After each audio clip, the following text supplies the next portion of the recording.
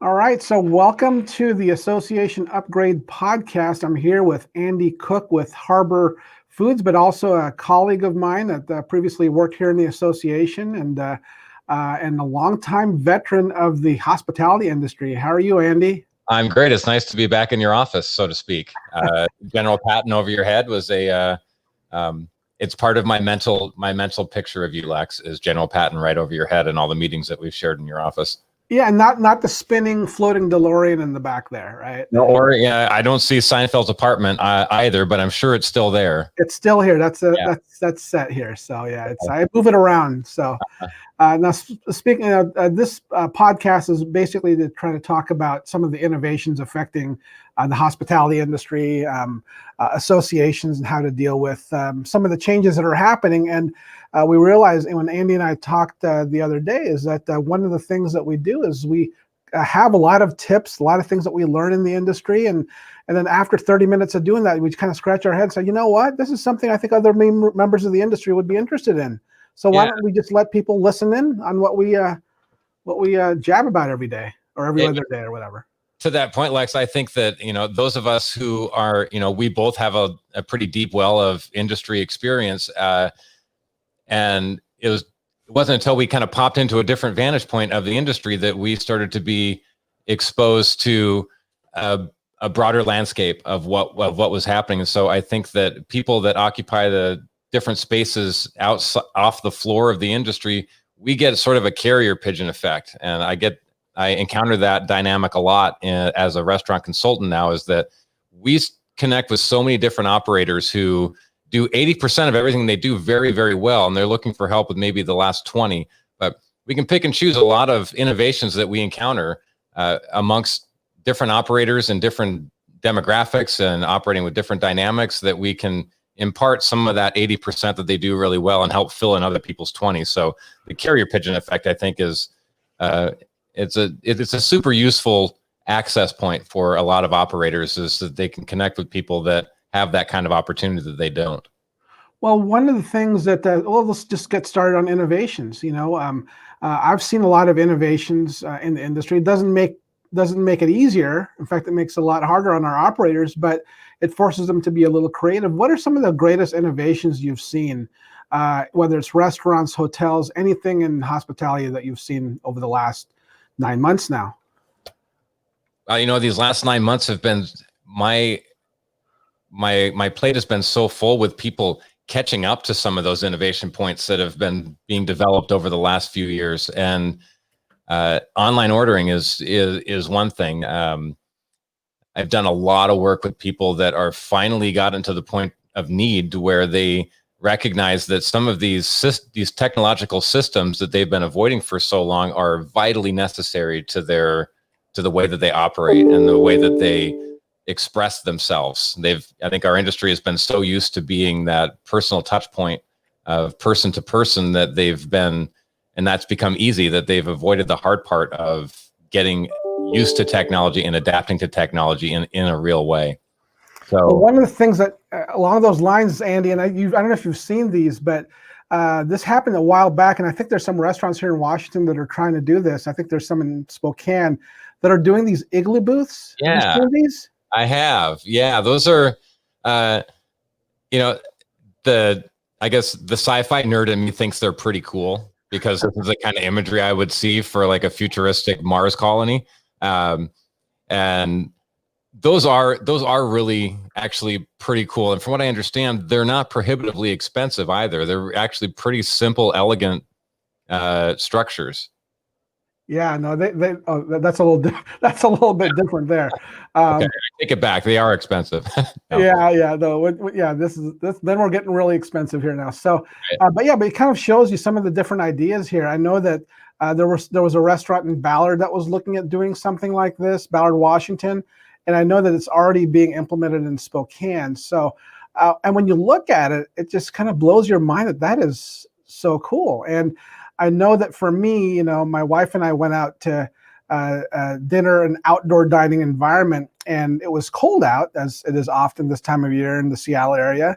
And it was not like, it wasn't as elegant as this, but they were basically closed outdoor rooms with heaters, and everybody was social distancing. There was no more than 2 parties per group, but in this instance, it looks like it's just 1 party per igloo.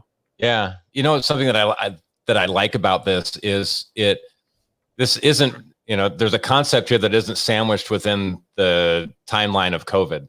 This is answering a shifting need from our demographics to get away from these big, open seating, loud, large venues.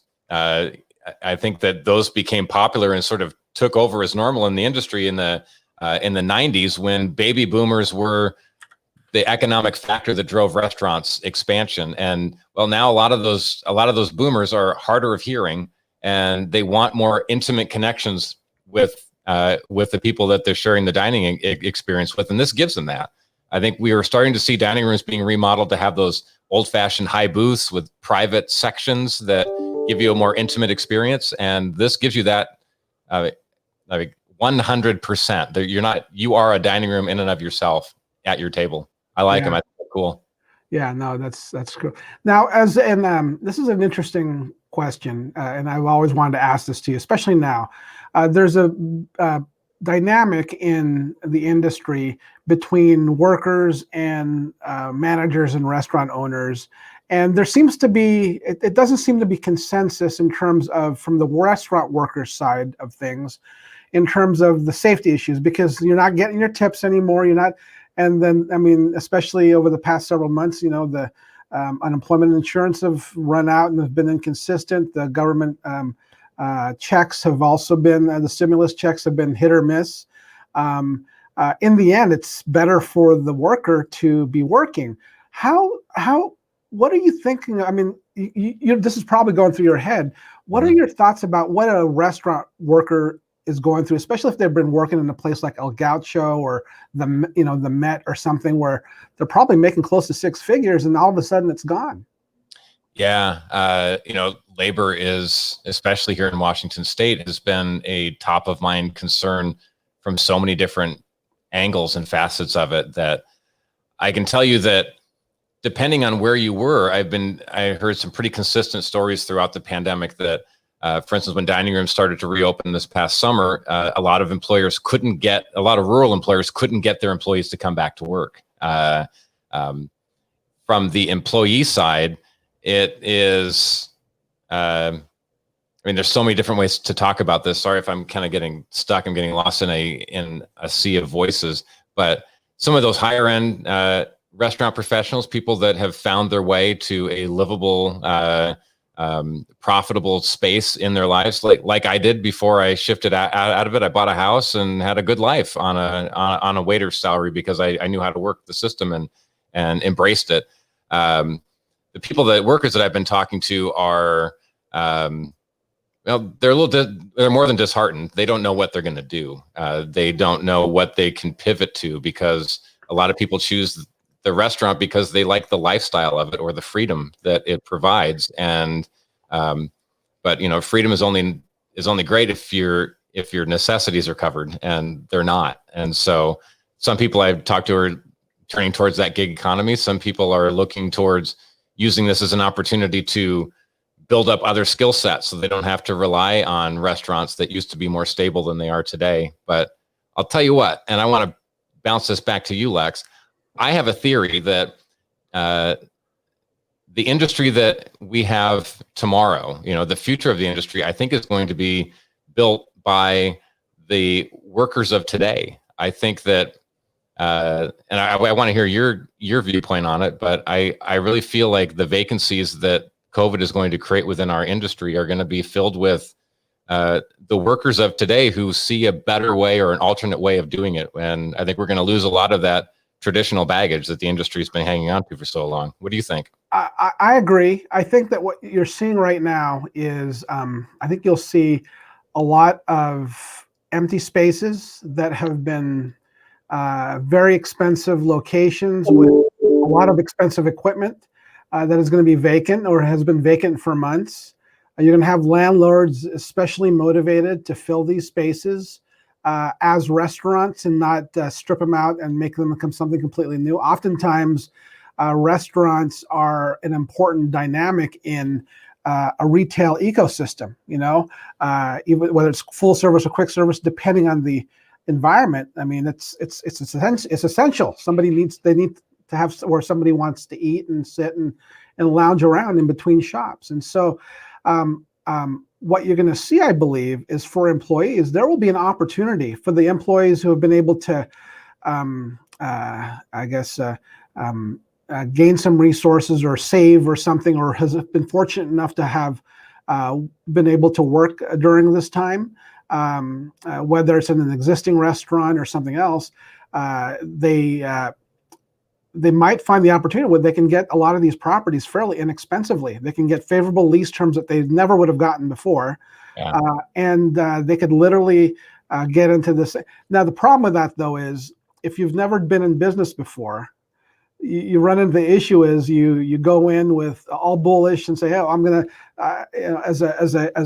as a member of the management team or whatever, I saw all this flaws from the ownership or from the management, and now I can go and fix it, right? That's oftentimes a big motivation for employees to take the leap from being an employee to an owner.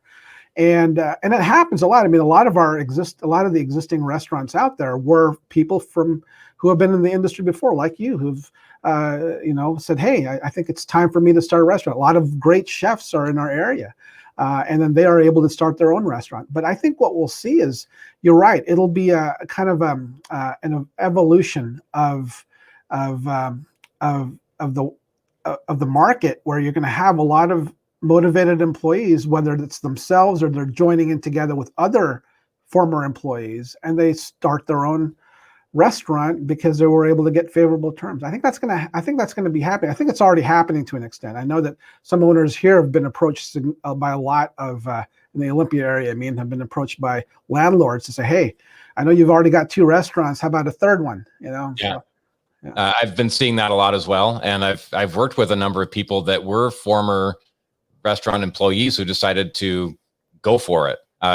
Granted, a fair number of these people started the process pre-COVID, and I mean, they were already in on it, and so they made the best out of what they were doing. But you're absolutely right in terms of real estate. A year ago, if you had a restaurant space that was empty, there was a line of 5 people or more of wanting to have that space, and now there's no one behind them, and so now they're actively beating down the doors of other restaurateurs. I work out of Olympia as well, and as well as Tacoma, Seattle, and Portland. But Olympia specifically, I can think of 3 different people who've been approached to fill a space. I can think of 2 places right downtown Olympia that were former restaurant people who decided to make a go of it pre-COVID, and they're actually doing quite well. And I think that it's because these are employees that had a vision of a better way and the discipline to keep an open mind and build a system that matched that vision. That said, I believe that there are a lot of other people that are going into it with emotion, and we're a very emotionally charged industry. And when emotion and ego are leading, I think that they're leading themselves down the wrong path. And so I don't know of a lot of direct examples yet, but I suspect that's going to be the other end of the coin. The people that think that they know the right way and they're going to will it into existence. I don't think we're in that landscape anymore. I think that a lot of restaurateurs have built a successful empire with their ego and emotion. But I think cool, hard logic is going to be a primary component of success moving forward. And I think that's going to drive a lot of innovation. I think there'll be innovations of menus, innovations of practices, innovations of management. I think when you see that, you're going to see a whole new crop of innovative business owners who are hungry, who are motivated and very smart. And they're not all going to be successful, but I think a lot of them will. And I think a lot of them will make some impact.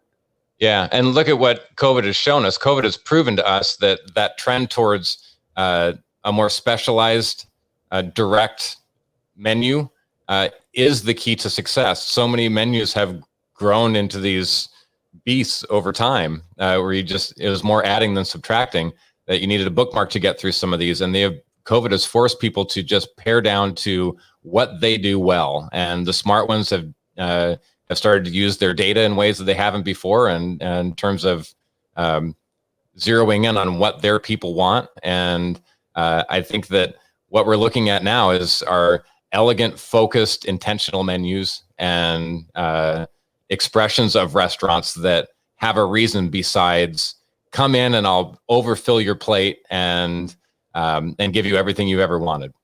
Yeah. Well, let's go ahead, and I know we want to keep these around 20 plus minutes, 20 to 30 minutes. So let's go ahead and close this out. Any final thoughts, Andy? We'll try to do this on a regular basis. I wouldn't mind doing this again next week, and then we'll be a little bit more prepared, but we're still figuring out the whole platform. We're using StreamYard as our streaming platform. Maybe we can go more into the tech because there's so many different remote meeting platforms, but that need to be discussed and shared. So any closing thoughts, Andy? Yeah, I have two closing thoughts. One is it would be great if you listeners would tell us what you want us to talk about, and so we can keep these 20 to 30 minutes tight and relevant. But I think I'm just going to circle back on this conversation that we've had, and with a point that I've been encountering a lot. There's a lot of traditional restaurateurs who have been burned by technological innovations from 5 or 6 years ago, and has had them want to swear off different technologies because they're not helpful. I believe, and I'd like to hear what you have to say about it, that these technology providers have come a long way, and they've brought in industry specialists to make a lot of these new systems very user-friendly with the heart of a restaurant in mind, and a lot more affordable than they ever have been before. Are you encountering the same thing? Yeah, I think they're learning. I think they have to, because they were POS companies before they were, for example, point of sale systems. The evolution of that has gone tremendously progressive over the last couple of years, mainly because they've had to. That they're competing against Google. They're competing against some very big players, and if they don't integrate a lot of those ideas into their own platforms, and to be a more open platform that can handle different types of merchant accounts, all those types of things, and they fall behind. So definitely seeing that people, in order to be competitive, they have to stay up to date on the technology front. Yeah, systems, procedures, processes. No matter how good of a cook you are, none of that means anything unless you have those pieces in place. That's right. All right, Andy. Well, thank you again for your time. Thank you, everybody, for listening in. And then until next time, have a great week. All right. So long, Lex. So long, audience. Bye.